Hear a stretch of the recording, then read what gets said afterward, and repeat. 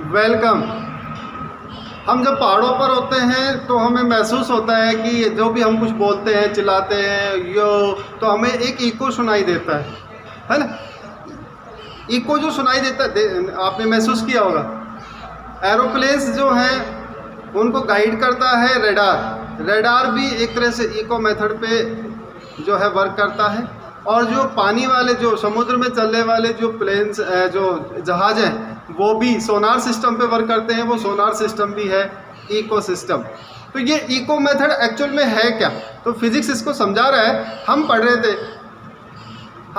थे large distances को major करने का जो मेथड है उसको। तो welcome Ravi sir physics classes. आज हमारा बहुत ही इंटरेस्टिंग टॉपिक है और टॉपिक है रिफ्लेक्शन और इको मेथड। रिफ्लेक्शन और इको मेथड। तो इको मेथड क्या है उसको समझते हैं, और इको मेथड की हेल्प से हम जो लार्ज डिस्टेंस है उनको कैसे मेजर कर सकते हैं उसको भी हम डिस्कस करेंगे। ओके, तो लेट्स स्टार्ट आवर टॉपिक।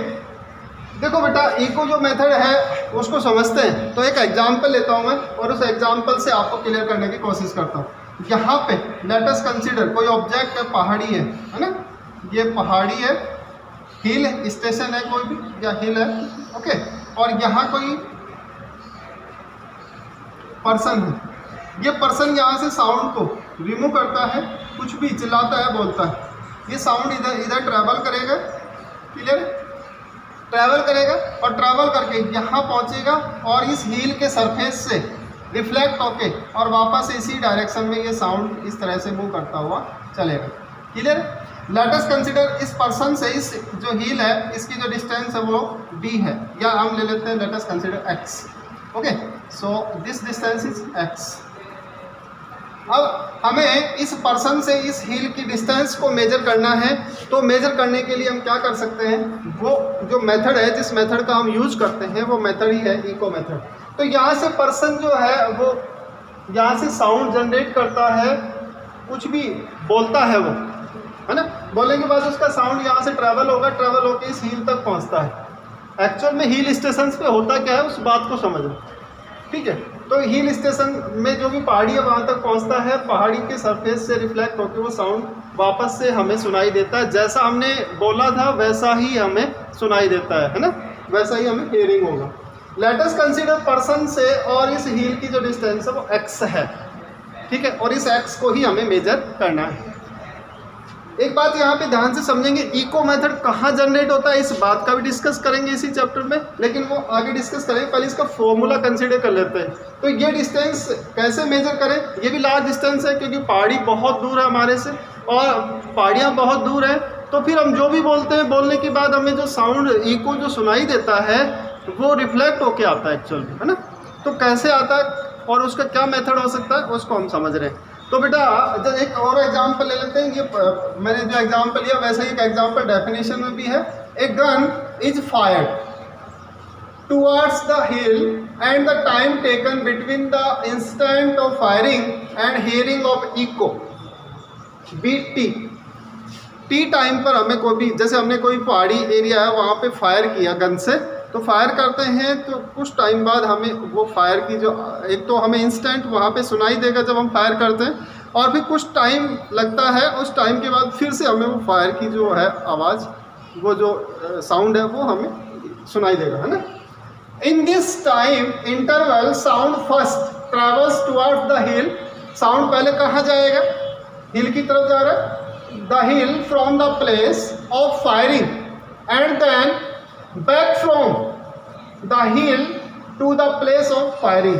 पहले साउंड कहाँ जा रहा है, जो गन फायर किया है वहाँ से हिल की तरफ गया, और फिर कुछ टाइम बाद वो जो साउंड है वो कहाँ से आएगा, उस हिल से हमारी तरफ आएगा, और हमें उसका जो फायरिंग है उसका साउंड दोबारा से सुनाई देता है। ये मेथड ही है इको मेथड। ये मेथड कौन सा है, इको मेथड। फॉर एग्जाम्पल यहाँ से हमने फायर किया, यहाँ से हमने फायर किया, साउंड पहले इधर गया, कितनी डिस्टेंस ट्रेवल करेगा बेटा, x, और फिर यहाँ से वापस यहाँ आएगा तो फिर से कितनी डिस्टेंस ट्रेवल करेगा, x। तो टोटल डिस्टेंस क्या हो जाएगी, 2x।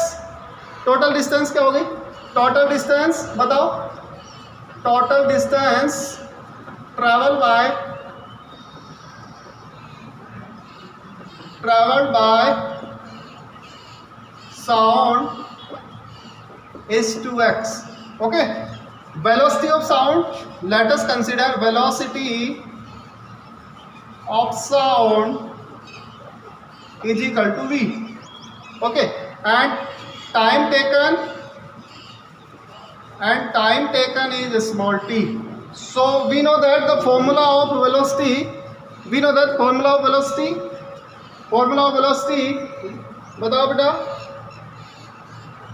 formula of velocity is equal to distance upon time.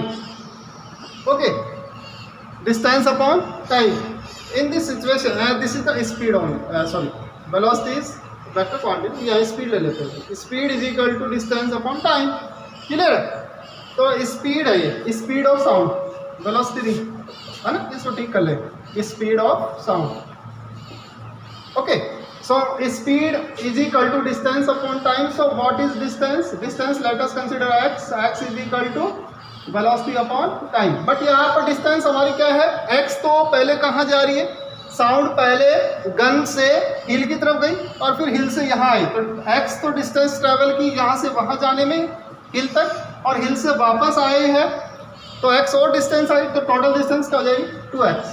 Okay, so 2x is equal to v into t, v into t, speed into time. So 2x is equal to v into t. So what is x? Distance क्या होगी पहाड़ी की, हिल की, और जो fire हमने जहाँ से किया है x is equal to v into t by 2. ये आ गया हमारे पास इको मेथड की हेल्प से, रिफ्लेक्शन मेथड की हेल्प से क्या कैलकुलेट कर लिया हमने? डिस्टेंस. क्लियर है? वैसे ही सिंपल जो मेथड है ये साउंड से रिलेटेड मेथड था. जो एरोप्लेन्स हैं उनकी डिस्टेंस मेजर करना, कैसे मेजर करते हैं? कितनी हाइट पर जो एरोप्लेन है ना, वो कितनी फीट पर है, किस हाइट पर उड़ रहा है, वो सब नीचे बैठे हुए जो हैं ऑपरेटर जो है उनको पूरा पता होता है. कैसे पता होता है? ये एरोप्लेन है, यहाँ पे टावर्स होते हैं बेटा, ठीक है, इन टावर्स से सिग्नल यहाँ पे रडार भेजी जाती है और वापस से वो यहाँ से टकरा कर वापस आती है. तो साउंड यहाँ से गई है नहीं, और यहाँ से साउंड कह सकते हैं, इसको रडार बोल देते हैं, इसमें रडार यूज करते हैं. तो रडार पहले यहाँ गई है और इसके एरोप्लेन के सरफेस से टकरा कर वापस आएगी रिफ्लेक्ट होके, और जब रिफ्लेक्ट होके आएगी तो फिर इस मेथड से हम उस रडार की वेलोसिटी गिवन होती है, टाइम कितना लगा वो है गिवन है, तो एक्स हम मेजर कर लेते हैं कि जो प्लेन है वो किस साइड पर है.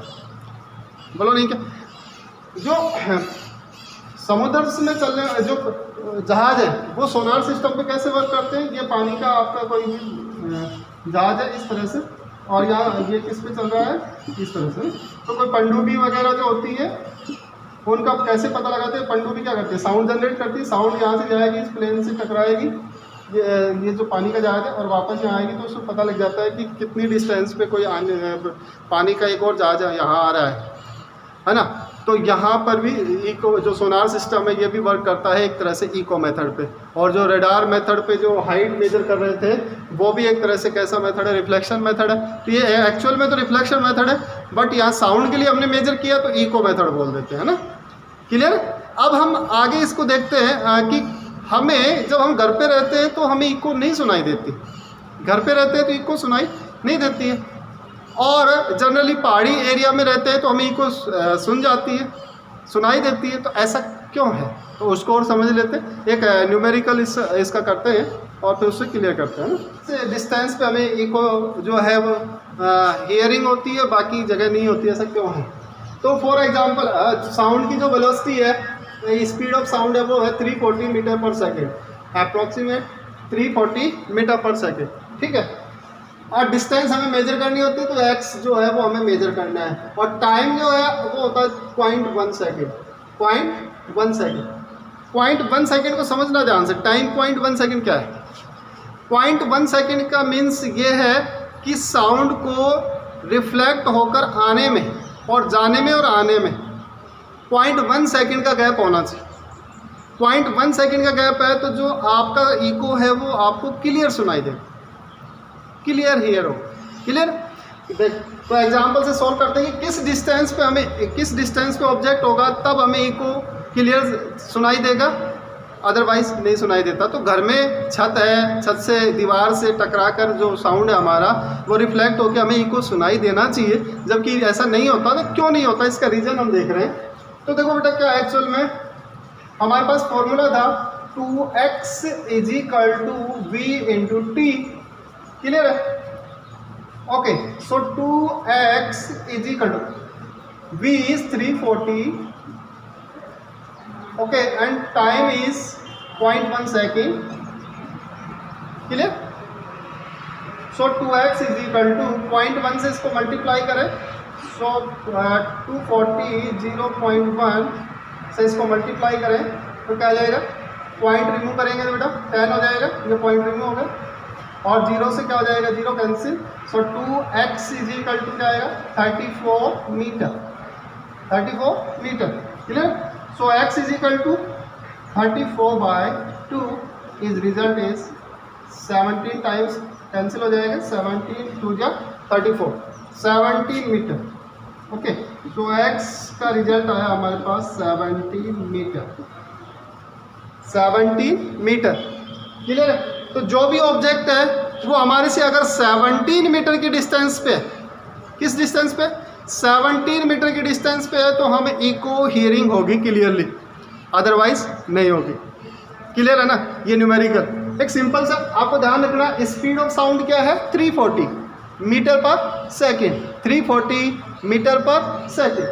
एक्स डिस्टेंस है जो हम मेजर करना चाह रहे हैं कि इको हमें कहाँ, तो इको कहाँ हियरिंग होगी क्लियरली, उसके लिए टाइम क्या होना चाहिए, टाइम बताया 0.1 सेकेंड का गैप होगा, यानी कि साउंड को वहाँ जाने में और रिफ्लेक्ट होके आने में गैप कितना होना चाहिए, 0.1 सेकेंड का। ओके, अब 17 मीटर पे हमारे जो घर में दीवारें छत है वो है नहीं, वो इससे कम डिस्टेंस पे तो हमें इको नहीं सुनाई देगा, ज़्यादा डिस्टेंस पे होती तो इको सुनाई देगा। अब एक क्वेश्चन आ सकता है आपके माइंड में कि सर अगर ऐसा है तो हम कहीं बाहर होते हैं और हम साउंड जनरेट करते हैं तो वो हमें इको जो है वो हेयरिंग क्यों नहीं होता। भाई देखो एनवायरनमेंट में क्या है, और भी साउंड जनरेट हो रहे हैं तो वो सारे क्या होते हैं, ओवरलैप होके और कैंसिल आउट हो जाते हैं, है ना। हमारे जो एनवायरनमेंट है बहुत सारे साउंड आते रहते हैं और हम भी बोल रहे हैं। और पहाड़ी एरिया में क्या है, बिल्कुल एकदम क्या है, शांत है, जैसे ही आप कुछ भी बोलते हैं तो वो रिफ्लेक्ट होके पहुंच जाता है ना। और आसपास क्या है, बहुत सारा एनवायरनमेंट में साउंड जनरेट हो रहा है अलग अलग तरीके से, तो वो रिफ्लेक्ट होके आ तो रहा है बट हमारे तक पहुंच नहीं रहा, सुनाई नहीं दे रहा। उसका रीज़न है कि और भी सारे साउंड वहाँ जनरेट हो रहे हैं। ओके, आशा करता हूँ कि आपको समझ में आ गया होगा। आज के लिए इतना ही। Thank you class.